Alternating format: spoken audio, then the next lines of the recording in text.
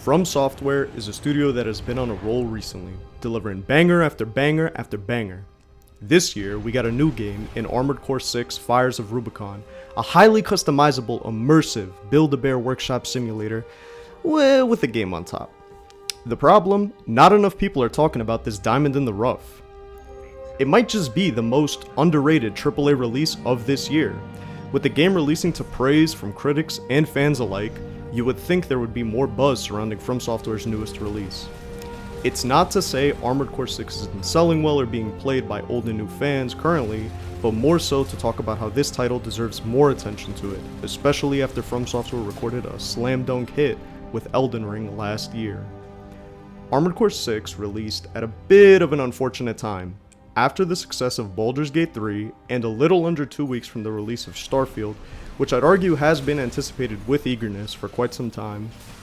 But we're not here to discuss Baldur's Gate 3 or Starfield. Instead, I'm here to tell you why Armored Core 6 Fires of Rubicon should be on your radar.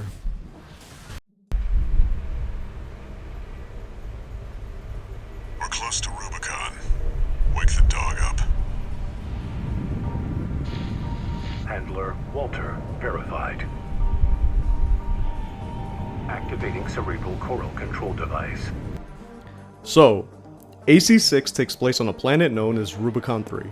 It's a desolate place that has been affected by a disaster known as the Fires of Ibis. You're 621, a faceless mercenary here to search for the coral, a valuable resource for fuel alongside your handler Walter. He's responsible for getting jobs for you while you're on Rubicon 3, until you can build a name for yourself as a competent merc. You and Walter enter Rubicon 3 illegally and must find a means of identification before you can get to work and do what you're here for. That's about all I'll give you in terms of story spoilers, as I do feel there are moments in here that are worth experiencing for yourself, such as the characters, cutscenes, and impactful choices that define what your time on Rubicon 3 means. Armored Core 6 is a high-octane action mecha game. Now I know what you're thinking.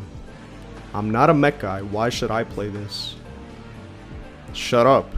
Everybody's a mecha guy, they just don't know it yet. The game's general feel revolves around you handcrafting a masterpiece of a mech in your eyes and going on missions to find the coral. And there is a ton of variety to make each build feel tailor-made. Or you could be a meta slave. Upon getting into the game, you're thrust into the opening mission with little guidance. As I fumbled with the control of my armored core, there was a light bulb that clicked in my head, thinking, yeah, I'm gonna love this game. Immediately upon firing your boosters and flying around with the armored core, there was this sense of responsiveness that I can't say I felt in previous FromSoft titles and other action games in general. It's as if you're one with the AC. The gameplay truly feels electric to the touch of your keyboard presses. As you think of what you'd like your mech to do, you can do it. There's a very hands-off design in how you approach encounters. You can stealthily duck behind covers and take on small groups of enemies at a time. Maybe you want to be a destructive force and fly by as you're raining down missiles on your foes. This is an option too. The game allows you to use the tools you're given as you'd like to defeat the foes presented to you. And it truly makes for an enticing gameplay loop. Before we speak about gameplay, I'd like to preface the video by saying I've beaten the story twice. Once for the good ending, and then I went back to get the bad ending, so let's talk about the basics first. You control an armored core. In your mech, you have access to 4 weapons that can be fired off simultaneously if you wanted to. You have access to rockets, swords, shields, regular firearms, laser weaponry, and in each of these categories, there are varying playstyles and weapon types. Want to use dual pistols and zip around the battlefield? You can do that, Agent 47. Maybe you want to get up close and personal. Happy to report that melee options are... Nice. The gameplay feels as if you were ice skating through a battlefield and murdering people with laser sword and ballistics while you do a somersault through explosions. It's either that, or you're playing World of Tanks and living your American dream, boy.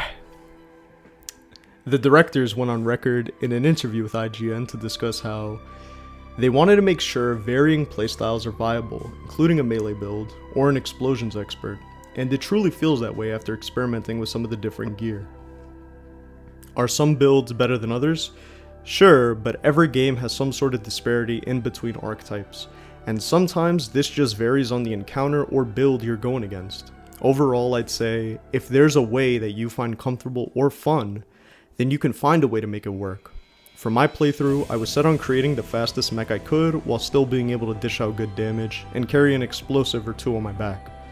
At about the end of chapter 4, I felt like my build could be better though, as after I finally beat the chapter 4 boss after a few hours of attempts, thanks Bubblebeam, I ended up switching to a more melee oriented build, just to try it out, and damn, it fucked. The gameplay drastically switched for me, as even though I was enjoying it before, I couldn't say the build I was using was my favorite per se, but I've always been an advocate for melee. If there was a way to make it work in a game, I'd always try that first, as there's nothing like hitting the big bad with a pokey stick. But this bad boy and I crushed the rest of the game, and I used him for my victory lap on New Game Plus and just absolutely demolished any boss I was struggling with in my first run.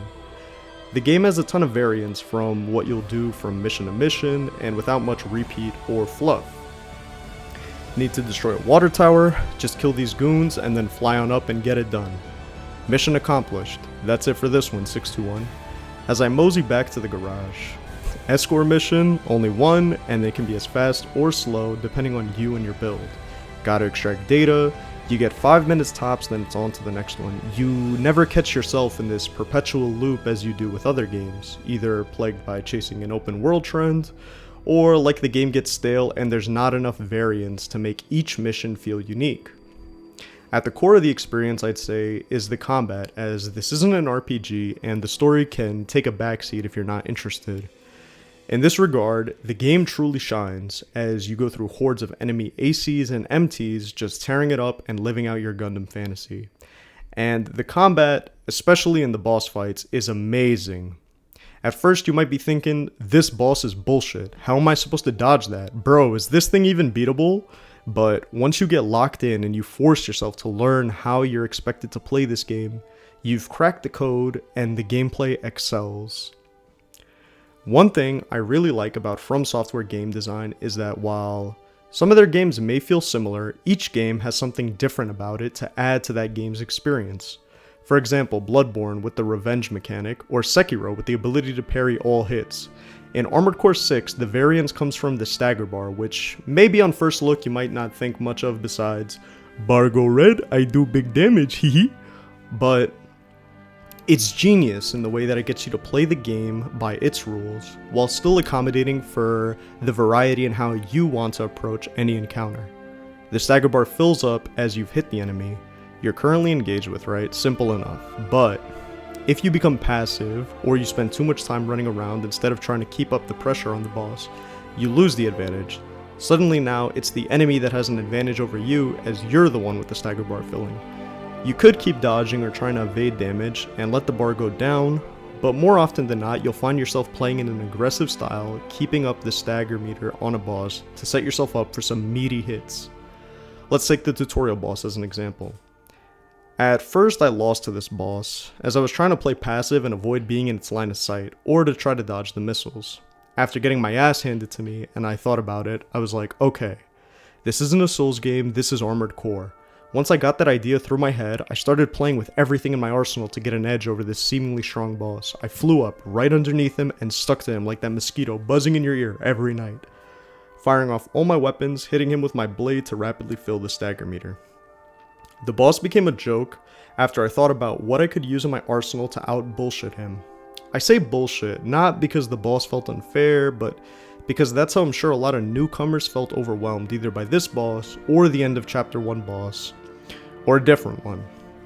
From the discourse I've seen online, it seems like a lot of people are getting filtered by here or the end of Chapter 1 boss, but bullshit or not, once you've cracked the code in AC6, it truly feels like you're the boss, you're calling the shots, the game is your oyster for destruction, and that's a feeling that, while I can't say is present in other FromSoft games, it truly feels highlighted in Armored Core 6, and it makes the gameplay loop so addicting. The beauty in FromSoft's game design is really about overcoming hurdles that feel too tall to climb at first, but if you persevere, it truly feels like you're rewarded with a satisfying fight and an accomplishment under your belt. After all, it was the "prepare to die" slogan that really got the first Dark Souls to catch on in mainstream gaming. Labeling it as an extremely challenging game and beating it filled you with a sense of accomplishment that I can't say I felt from every single game I've played. That reward of mastering the game's mechanics and doing it your way is really what makes this game special in my opinion. Talking about the difficulty for a second, while at first glance this game may be really difficult, once you've got your head on straight and you understand that just by making some tweaks to your build, you can counter everything this game has to throw at you with something of your own, it's beautiful. Sure, at times this makes the game a bit easy, but I wouldn't argue this is a negative. Instead, it's a strength, as it allows you to really fine-tune your ideas and feel excited to experiment. After you've found something that works for you, yeah, it could be hard to break the comfort, but experiencing different ways to maneuver through the game's combat has been exhilarating. So, to make all these awesome builds and enjoy the game to its fullest, you're going to need to visit the garage and customize your AC. Over in the garage, not only can you trick out your AC with whatever new parts become available from the shop, but this is also where you're going to dress up your AC and make it fucking awesome. Metal as hell. The best way I can describe the garage in this game is like this. Bear with me for a minute. Let's say you have a friend. Let's name him Ryan. So Ryan is the car guy of the group. He loves talking about his dream car. Anytime a car comes flying by the street, he knows exactly what model that is. Fuck Ryan. This guy is annoying as shit. He never shuts up about his cars. But this game, honestly, has turned me into a fucking Ryan with my own mech. Like, I have never spent more time trying to make a bat symbol to put on one mech, take a picture, never use it again. Yeah, I know it's not perfect, but this is the only game I've ever been so entranced with how the character looks, trying to find the right paint gradients, ever so slightly changing the luster or metallic chrome my AC is gonna have. Thinking about designs after missions, going into photo mode, to show my friends how awesome this badass robot I came up with looks, all for them to not understand why I'm so crazy about it. It's just part of the fun. The customization in this game is truly something. I feel like you're able to create any mech you want with the tools given you. Not even just the parts themselves, but also the image editor functions along with patterns and weathering system. Some of the most fun I've had in following this game since its release is just browsing through the Reddit to see the wild or awesome designs people come up with for their ACs. The game just has a lot of great options for personalized and customizing your character over anything you'd see in another FromSoft game, and in a lot of other games that I've played. Not to take anything away from those IPs, most games have something to love about them, but I haven't been able to settle on a design so far in Armored Core 6 just due to the amount of options available to me as a player. And for that, I just have to thank the studio and director Masaru Yamamura-san, along with Michael Zaki, as he helped with the game's original concepts. There is a level of freedom I can't say I've experienced with a lot of other games, and hope this is something that can somehow find its way into other FromSoft titles, or just other games in general. As a similar example, remember unlocking the ability to refit your clothes in Elden Ring? Sure, it was cool that it had stat bonuses or could lower the weight of an item, but I was just hype. I thought it'd be more Fashion Souls, and then it's just an over-glorified cape remover. Now, you might be saying to yourself, great, I customized this awesome AC, I beat the campaign, loved it, what else is there for me to do? Well, besides getting the other endings of the campaign, there's also the arena. Now there's an offline variant of this and an online. The online variant is just this game's PvP, where you can join a room and either 1v1 another player, or you can join a group of people and do 3v3s online. Maybe you're not much of a PvP person, but I strongly recommend you to try it out in AC6. It could seem a bit overwhelming at first, but once you get a handle on it, the PvP is truly a blast, and it's gotta be my favorite out of any FromSoft game before it. Not only is the movement and build something special and exciting, but the netcode also has to be the best in any FromSoft game before it. If there is lag, I haven't noticed it in the matches I've played, and that's something I have to commend the developers on, as now, instead of dealing with weird hitboxes or attacks seeming like they hit but didn't in other titles, I can just enjoy it for what it is and improve my skills as a pilot. The PvP is very casual, as it's based on a timer for 3v3s and 1v1s. You get 1 life each round with no repair kits.